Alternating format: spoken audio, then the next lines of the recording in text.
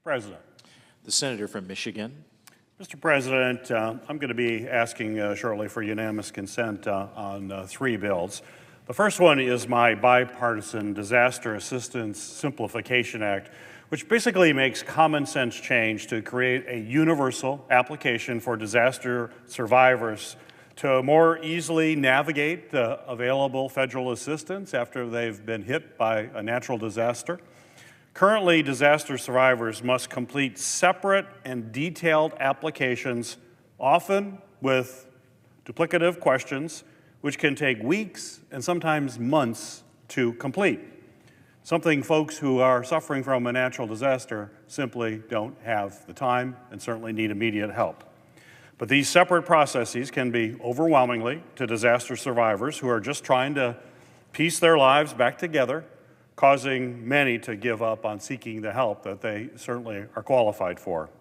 My bill would simply ask federal agencies to design one combined application and work together to share information amongst themselves with the necessary data sharing protections in place to make the obstacles to overcoming from a disaster a bit less onerous for folks who are suffering. I urge my colleagues to join me in passing this bill, which was passed through the Senate unanimously in the last Congress. I believe we must make this simple change so that when disaster strikes, disaster survivors can more easily access the assistance that they certainly deserve.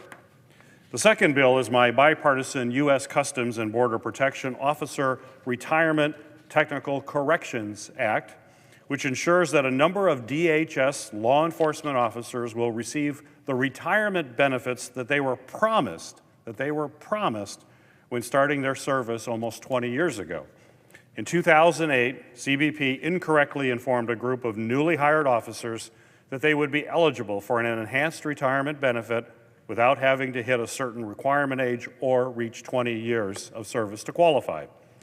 CBP realized its mistake over a decade later, a full 10 years later, and in 2021, that group of officers abruptly lost access to a retirement package that they were promised when they were hired.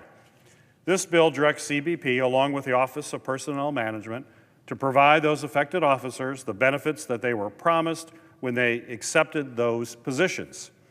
None of us would stand for the government telling us after almost 20 years of service that we were not going to receive the benefits that we were promised when we began those positions.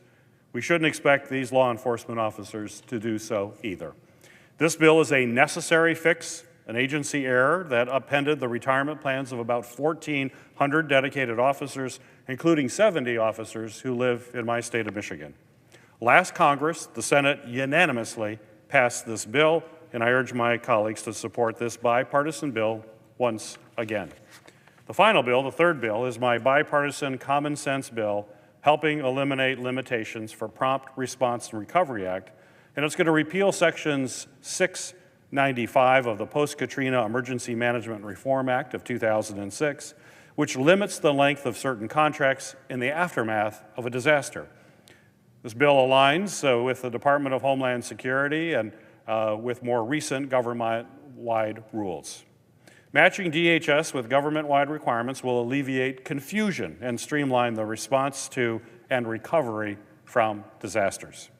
This is a straightforward, good governance step that will benefit disaster survivors, and therefore I urge my colleagues to join me in passing this bill, which the Senate previously passed by unanimous consent in the 118th Congress. So, Mr. President, notwithstanding Rule 22, I ask unanimous consent that the Senate proceed to the immediate consideration of the following bills in block: calendar number 252, S594, calendar number 253, S727, and calendar number 264, S861. Is there an objection to proceeding to measures on block? Without objection, the Senate will proceed on block. Mr. President, I further ask that the bills be considered read a third time and passed, and that the motion to reconsider be considered made and laid upon the table with no intervening action or debate, all in block.